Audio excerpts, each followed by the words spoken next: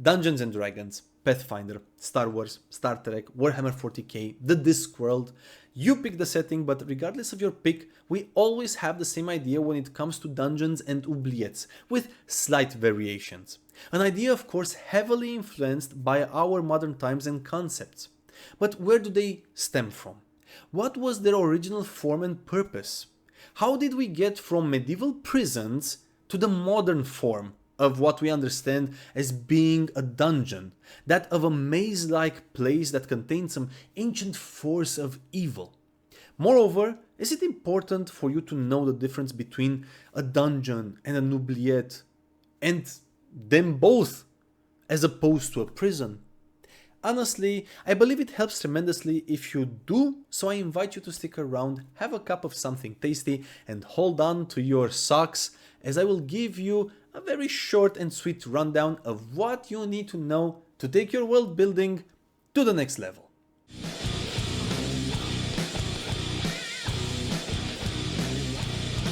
Hello, all you wonderfully funky people, Funky Monkey here. Welcome to today's episode of Funky Monkey MP. But enough chit chat, let's start digging through history, shall we? Oh, before we go, so much for the enough with the chit chat. This is going to be a shorter video than usual, as I covered much of what we'll be talking about today last time. So I think it's best that we start with what having such places in your world brings to the table. As with prisons, a topic that we covered previous episode, well, ancient prisons and the origin of prisons in general, Dungeons and Oubliettes offer the sweet and simple prison escape scenario, be it as a start of a campaign or as part of a grander story. Either way, it forces you to start thinking about who else is being held in Dungeons and Oubliettes. Who is guarding these facilities? How are the prisoners treated? How are they being kept subdued? And many other questions. All of these make a fine starting point or a plot twist. And if you take the dungeons as we know them today and augment them with what we will learn later on, the reward will be even greater. Because who doesn't like an awesome dungeon with some very, very scary parts that we can take from history? Who doesn't like a good dungeon crawl? A few sessions of intense battle and exhaustion, culminating in an epic battle and reward, and good memories to be shared for years to come with that sprinkle of realism in them. It's a win-win situation, and it's not that difficult to set up. Now, for our Dungeons and Oubliettes.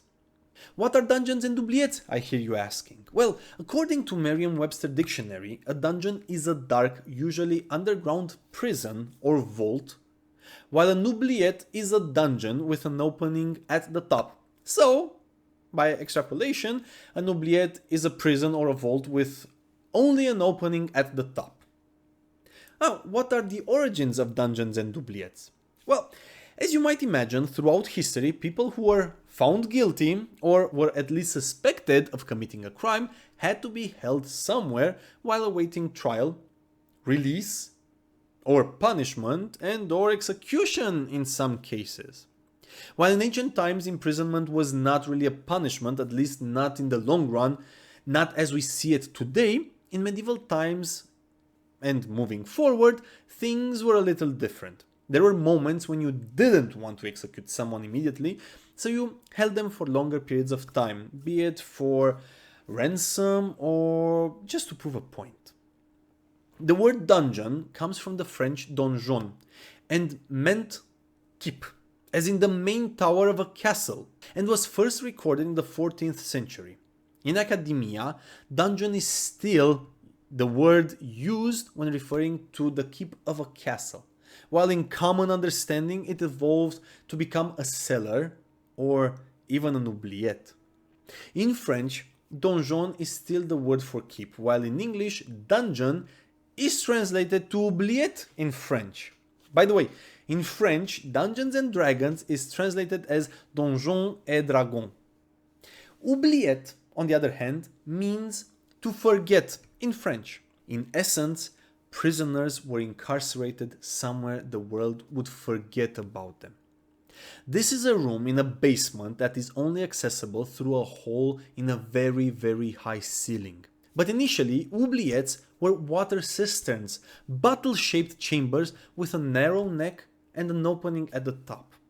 As time passed, the donjons evolved and came to include prison cells, meaning that prisoners would be held in the heart of a keep, where they would be easily guarded and not easily reached. This is an explanation for why dungeons came to evolve into what we know them today as being maze-like structures very heavily defended. With the highest tower of a keep being easily defendable, hard to access and isolated, it quickly became the perfect prison cell and even torture chamber. But the torture part was more of a thing starting with the Renaissance rather than medieval period. While in popular knowledge, a dungeon that held prisoners also became known as an oubliette. Again, I'm just re-emphasizing this. Oh, and when it comes to oubliettes, the first mention in French is in the 1370s, while in English, oubliette is first mentioned in Walter Scott's novel Ivanhoe in 1819. Now, if you've reached this far and are still going strong, eager to learn things that will allow you to make your world feel more alive with just a sprinkle of effort on your behalf, make sure you smash that like button, let the algorithm know you want more videos like this, and make sure you subscribe and join this growing, wonderful, funky community. And remember, just take inspiration from history. I'm here to help you with that. Now, let's get back to it. Now, who was being held in dungeons and oubliettes? As a rule, people of noble birth were usually held in apartments within castles instead of the traditional cell. But in some cases, these cells would be converted into apartments that were a little bit fancier than your ordinary cell, just to make sure that the royal blood had everything they needed. But within Dungeons and Oubliettes, one would find people of all and any walk of life and descent, from the poorest of the poor to commoners to those of royal blood. There are a few famous Dungeons and Oubliettes that held some very famous or infamous people in history. For example, in England we have the Tower of London, which became famous for housing political prisoners such as Thomas of Lancaster, Richard II, Earl Rivers, James I of Scotland, Charles Duke of Orleans, and Elizabeth I, just to name a few. But it wasn't the only dungeon around. We had also Warwick Castle, Pomfret Castle, and many, many, many others. The most famous castle with oubliettes in France was the Bastille, a key fortification that protected Paris and was converted into a state prison in 1417. In a grim twist of fate, I'll say, the designer of the Bastille was the first to be imprisoned in the infamous place once it was converted into a public prison. In the 18th century, during the French Revolution, the Bastille was stormed and everybody inside was freed. For centuries, it stood as a symbol of tyranny, holding political prisoners and commoners alike. And taking it was a major victory for the revolutionaries. It was a blow against the tyranny they were fighting against. Features of Dungeons and Oubliettes. Because both dungeons, or donjons, and oubliettes were initially part of fortifications, they were by definition places that were heavily guarded. But it also meant they were cramped, dark, and cold. Some chambers converted into cells were initially storage rooms or water cisterns. Some were just holes in the ground with a door at the top. Others were bottle-shaped, with the opening at the top and the curved ceiling. Once converted into holding cells, the doors of these cells were reinforced with metal or were made of iron bars and would be barred from the outside. Some cells had windows that allowed for some natural light to seep in, but most were dark, with the only source of light being the torches carried by the guards on patrol. Once oubliettes became a preferred imprisonment method, they were designed to be very narrow. So narrow, in fact, that the prisoners would not be able to sit, kneel, or even turn around within the cell. The prisoners would have to stand until their knees buckled beneath them, and even then, they would not get any relief.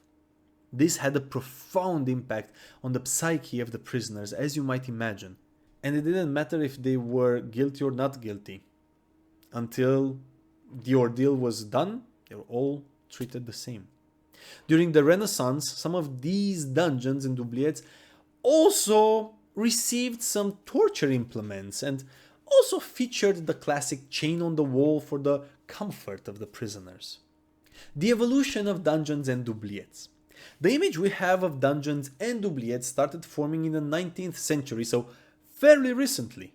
With the emergence of both Gothic and historical novels, they were the go-to environment where tyrants would hold and torture innocent individuals who stood up to the cruelty of those in charge. As time passed, the idea evolved once more and reached the form we know today. Oubliettes are prisons underground where prisoners are tortured, while dungeons are mazes that either protect or keep captive a dark force that the heroes need to defeat.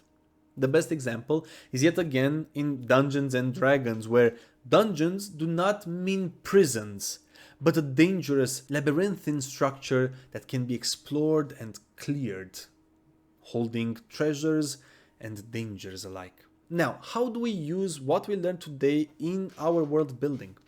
As I mentioned at the start of this video, you can have the classic prison escape start to a campaign.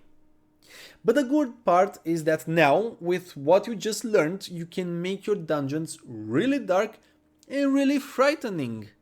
Make sure that you and your players are comfortable with this, or no one will have any fun and you might ruin your game and, who knows, even some friendships. So, Dungeons and Oubliettes. Because your players actually expect to encounter the modern dungeon that we came to know, having them go through a historically inspired dungeon will throw them off and could make for an awesome experience. Play on the human fear of being trapped underground in the dark, cramped places. But with care. Don't go too far. And remember, dwarves actually like underground, dark, cramped places. So you can even play off of that. If you have any dwarvish players, why not play on their strengths and how well they cope with being in a dark underground chamber. It's so easy. Throw in a torture chamber or two just for extra spice, and also play around with who is running and who is guarding these places. Because in some cases, if not all cases, these individuals are as much prisoners as those who are incarcerated there. And with that, I believe we reached the end of this video. Potato's second name is Paw of Defiance. Thank you so much for the privilege of your time. I truly hope you found some inspiration and learned something new today. And I can't wait to see you all funky people here next time on Funky Monkey MP, the place where you get your dose of history, world building, and even trivia. Remember, be curious, take inspiration from the past, and never ever stop learning, world building, and creating amazing things, whatever those are. Your mind and imagination are awesome, and don't let anybody tell you otherwise. Until next time, have yourselves a wonderful, funky day. Cheers.